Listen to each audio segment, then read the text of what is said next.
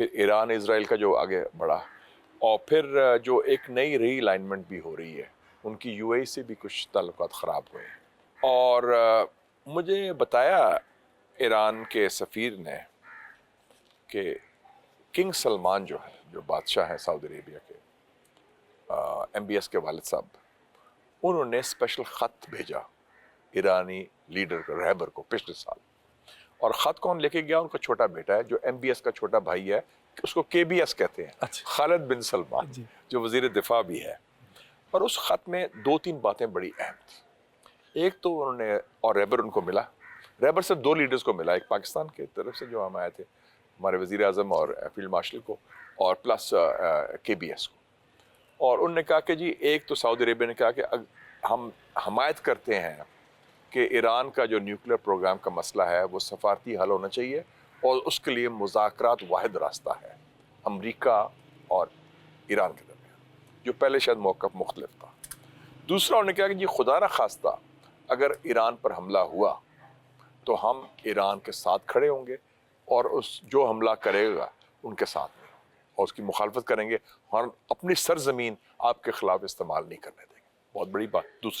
تیسری بات جو بڑی اہم کی، انہوں نے کہا جب تک ایک آزاد فلسطینی ریاست نہیں بنتی، اس کا دارالخلافہ یروشلم ہے جو قبلہ اول ہے ہمارا، وہ نہیں بنتا، ہم اسرائیل کو تسلیم نہیں کریں گے. یعنی کہ جو ابراہیم اکارڈز ہیں اس کا ہم حصہ نہیں بنیں گے. یہ بڑی امپورٹنٹ ڈیولپمنٹ. تو یہ خط میں تھا، اور یہ بڑی امپورٹنٹ انفارمیشن ہے. تو اس سے ان کا سعودی عربیہ کا، میں سمجھتا ہوں کراؤن پرنس اور وزیر اعظم محمد بن سلمان کی قیادت میں بڑا ایک اچھا ویو ہے، اور مثبت ویو ہے، جو مسلم یکجہتی کے لیے بھی، اور سعودی عربیہ کے عوام کی جو فلاح و بہبود کے لیے بھی بہتر ہے. ویسے بھی وہ ماڈرنائزر ہیں، انہوں نے ترقی بڑی کی، ویژن لا رہے ہیں، ویژن 2030 بھی ہے. پھر 2030 میں وہ ریاض میں ایکسپو ہو رہی ہے، پھر ورلڈ کپ فٹ بال کا بھی ہو رہا ہے. تو یہ سعودی عربیہ کی ایک نئی آئیڈینٹی ایمرج کر رہی ہے. پہلے صرف ایک وہ ایک خاص زاویے سے لوگ دیکھتے تھے ان کو، اب ایک اور موقع، اب وہ کہتے ہیں ٹریڈ، ٹیکنالوجی، ٹورزم، یہ ہمارا شناخت ہونی چاہیے. لوگوں کے ذہن میں یہ سوال بھی آتا ہے کہ یہ جو ہمارا دفاعی معاہدہ ہوا ہے سعودی عرب کے ساتھ، اس کے پاکستان کو مالی فوائد کیا؟ لیکن یہ وہ جو فوائد ہیں وہ اسٹریٹجک بھی ہیں اور مالی بھی ہیں. اب مالی فوائد کی تو عکاسی اگر، حالانکہ صرف بنیاد اور صرف پیسے کی بات نہیں ہے، اپنا ایک وقار بھی ہوتا ہے، لیکن پیسہ بھی بڑا امپورٹنٹ ہے ہمارے لیے، تو بہت امپورٹنٹ ہے. آپ دیکھیں نا کہ اس کے بعد 2 معاہدے ہوئے ہیں آپ کے، لیبیا کے ساتھ $4.5 ارب کا، سوڈان کے ساتھ $1.5 ارب کا، تو $6 ارب ہو گیا نا. تو یہ اس کا پیسہ تو پھر سوڈان تو نہیں دے سکتا نا، وہ تو بڑا غریب ملک ہے. اور لیبیا میں بھی ابھی حالات ذرا سیٹل ڈاؤن نہیں ہوئے، تو جو پے چیک سائن کرے گا وہ تو پھر سعودیہ کرے گا. تو وہ بھی شاید وہ اس کے، مطلب میں ویسے مثال دے رہا ہوں آپ کو. تو آپ تو $1 ارب کی خاطر پتہ نہیں بھاگتے ہیں، وہ تکے کھاتے ہیں، وہ واشنگٹن جا کے IMF سے 23 دفعہ تو ہم جا چکے ہیں. اور تو وہ بھی بس کرنا چاہیے، کیونکہ وہ بھی ہمارے قومی وقار کے خلاف ہے، ہر دفعہ ہم بھاگتے ہیں. تو اس کے فوائد کا ایک میں نے ایک جھلک دی. باقی دیکھیں جی بٹی صاحب، ہمارا اپنا کام بھی تھا، اپنا ہاؤس اینڈ آرڈر کریں نا. آپ کی انویسٹمنٹ کے اوپر آپ کا لال فیتا لگا ہوا ہے، ہر جگہ بیوروکریٹک ریڈ ٹیپ ہے. کوئی کام اپنے انویسٹ کرنا ہو تو جی وہ NOC لو، فلانا کرو. آپ 1 ونڈو آپریشن بنائیں نا، جیسے دبئی میں ہے یا چین میں ہے. تو ہم بھی وہ انویسٹرز آئیں گے، لیکن آپ ماحول اچھا بنائیں انویسٹرز کے لیے، وہ تیار انویسٹ کرنے کے لیے. جب MBS آیا تھا 2019 میں، پچھلے دور میں، آپ کو یاد ہے انہوں نے اعلان کیا تھا کہ ہم کو $20 ارب انویسٹ کریں گے، جس میں $10 ارب گوادر میں ایک ریفائنری لگانے کی بات. میں نے بعد میں پوچھا سعودی سے، میں کیا بنا یار وہ 10-20 ارب، کہتے جی ہم تو تیار ہیں. ہمیں انہوں نے کہا تھا زمین دیں گے، اور دوسرا کہا تھا فیزیبلٹی بیان کریں گے، نہ دونوں نہیں ہوئی. تو وہ نالائکی ہماری ہے، ہماری کوتاہی ہے. تو ہم اپنا کام تو ٹھیک کریں نا. اگر آپ کو کوئی پیسے دے رہا ہے تو وہ کہے گا یار منیمم ریکوائرمنٹ یہ ہے، تو اب اگر وہ پوری نہیں کر سکتے تو پھر کام نہیں چلے گا. اب SIFC جو ہے یہ تو اب خاصی فعال نہیں ہے. میں رزلٹ پر جج کروں گا. ابھی ڈان میں خبر آئی تھی کہ 2025 میں 43% فورن ڈائریکٹ انویسٹمنٹ کم ہوئی، اور ابھی بھی سب سے زیادہ انویسٹمنٹ چائنا سے ہے، چائنا اور ہانگ کانگ سے ان کا. ہائیسٹ نمبر کچھ $600 ملین پچھلے سال کی بات کر رہے ہیں. اور اس سے پہلے خبر یہ بھی تھی کہ پاکستان کے 12,000 لوگوں نے پچھلے 3 سالوں میں، یہ ڈان کی خبر تھی، $20 ارب انویسٹ کیے ہیں یونائٹڈ عرب ایمریٹس میں، دبئی میں یا ہے.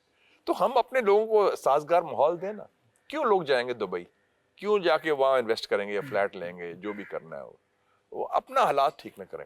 تو SIFC آپ دیکھتے ہیں کیا رزلٹ دیتی ہے. MBS کا دورہ آپ متوقع کیا MBS کا مستقبل قریب میں پاکستان کا دورہ آپ کو دکھائی دیتا ہے؟ ابھی تک کوئی اعلان تو نہیں ہوا اس کا. اب ہماری طرف سے دورے بڑے ہوتے ہیں وہ ہوتے رہتے ہیں، لیکن میرے خیال میں دورے کے علاوہ ہمارے تعلقات بڑے پختہ ہیں. اور جیسے چائنا کا بھی 10 سال میں بھی نیا کوئی دورہ نہیں ہوا شی جن پنگ کا، صدر کا. وزیر اعظم کے پچھلے سال آئے تھے لی چیانگ، لیکن ہمارے تعلقات میں اس میں کوئی کمی نہیں آئی، گرم جوشی میں بھی اور اس میں پختگی میں بھی، اور وہ قائم و دائم ہے، چاہے چائنا ہو یا چاہے سعودی عربیہ ہو. یہ جو ابھی ہم سن رہے ہیں کہ ترکیہ بھی اس معاہدے میں شامل ہو رہا ہے پاکستان اور سعودیہ والے میں، تو کیا آپ کو یہ ممکن نظر آتا ہے؟ اور اگر یہ ہوگا تو کس قسم کا ہوگا؟ ایگزیکٹلی ویسا ہوگا جیسے ہمارا سعودیہ کے ساتھ ہے کہ ایک ملک پر حملہ دوسرے ملک پر حملہ تصور کیا جائے گا، تو کیا یہی معاہدہ وہاں پر بھی ریپلیکیٹ ہوگا ترکیہ کے ساتھ؟ میرے خیال اس کی شکل کوئی اور ہو سکتی ہے، ممکن ہے. کیا شکل ہو سکتی ہے؟ دفاعی پروڈکشن، ڈیفنس پروڈکشن. لیکن اب پاکستان اور ترکیہ جو ہیں یہ بڑے ایڈوانسڈ ہیں دفاعی پیداوار میں. اور بلکہ پچھلے سال میں ترکیہ گیا تھا تو مجھے وہ لے گئے تھے اینکرا، ان کے جو دارالخلافہ ہے اس کے باہر ایک ہے ٹرکش ایروسپیس انڈسٹریز جو ان کے جہاز بناتے ہیں، اور ایک فائٹر جہاز بنا رہے ہیں بھٹی صاحب، اس کا نام ہے کان، KAAN کان فائٹر، بڑا ماڈل. تو سنا ہے کہ اس فائٹر جہاز کی کوئی جو فائنینشیل ایسپیکٹ سعودی عربیہ ہے، ٹیکنیکل ایکسپرٹیز ہماری ہے، مل جل کے کو کام ہوگا. یہ بھی بڑی اچھی بات ہے، دفاعی پیداوار کی بات ہے. پاکستان، ترکیہ، سعودی عربیہ، اور میں سنا ہے انڈونیشیا بھی انٹرسٹڈ ہے اس میں. تو یہ ایک مثال ہو سکتی ہے. تو اس کی شکل ضروری نہیں کہ جو سعودی پاکستان معاہدے کی ہوئی ہے، اس کی اور شکل ہو سکتی ہے دفاعی تعاون کی. اور اگر دفاعی پیداوار ہے جس میں ٹیکنالوجی آپس میں شیئر کریں، یہ تو بہت اچھی بات ہے. کیا بنگلہ دیش کے ساتھ بھی ہمارا ایسا معاہدہ کوئی ہو سکتا ہے؟ دیکھیں جی، اللہ تعالیٰ نے بڑا فضل کیا. میں تو ڈھاکہ رہا ہوں، میں بنگلہ دیش پڑھتا بھی رہا ہوں، ایسٹ پاکستان میں. میرے والد صاحب فوج میں تھے، پوسٹڈ تھے. میں تھوڑی بہت ہی بنگالی بھی بولتا ہوں. کیا مناسن تو بھالو، اپنا نام کی اپنا باری کوتا ہے اس زمانے میں پڑھتے. تو میرے کافی بنگلہ دیش میں دوست بھی ہیں بڑے، ان سے اچھے تعلقات بھی ہیں. تو یہ جو ہندوستان کی ایک پراکسی تھی جی، قابض کی حسینہ فاجد کی حکومت، اس کو عوام نے، بنگلہ دیش کے عوام کو، میں سلام پیش کرتا ہوں کہ اسٹوڈنٹس کو، نوجوانوں کو، انہوں نے اکھاڑ دیا وہاں سے. اور یہ سب سے بڑی شکست ہوئی ہے ہندوستان کی پچھلے 20-25 سالوں میں، سفارتی، سیاسی، ہر لحاظ سے اسٹریٹجک. تو بنگلہ دیش تو دے آر لوکنگ کہ پاکستان کے ساتھ قربت اور بڑھائی جائے، اور میرے خیال میں اس کے بہت امکانات ہیں ہر قسم کی تعاون کے. ابھی انشاءاللہ 12 فروری کو بنگلہ دیش میں الیکشن ہو رہا ہے، تو الیکشن کے نتائج کا انتظار کر لیتے ہیں.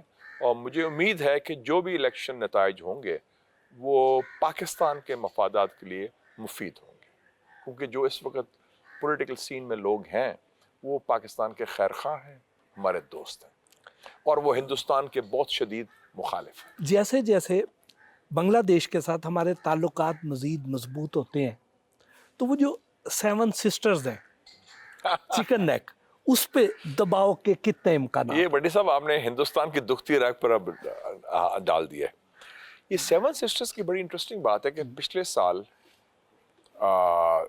ڈاکٹر یونس جو ان کے وزیر اعظم کہہ لے ہیں اس وقت بنگلہ دیش کے عبوری حکومت کے، وہ چین گئے تھے، اور انہوں نے وہ جو سلیگوری کوریڈور ہے 7 سسٹرز والا، اس کا ذکر کیا. آپ دیکھیں نا، آسام، ناگالینڈ، میزورام، منی پور، تریپورا، یہ جو چھوٹے چھوٹے یہ سارے جو ہیں، اور اس میں کافی کرسچن آبادی ہے، اور وہ ہندوستان سے بڑی پرانی آزادی کی جنگیں لڑ رہی ہیں. ناگالینڈ میں تو، میزورام میں تو بڑا ابھی بھی فوج کشی ہو رہی ہے، کافی گڑبڑ ہو رہی ہے، تو لڑائی بھی ہوتی ہے. تو یہ ہندوستان کو ذرا خیال رکھنا چاہیے.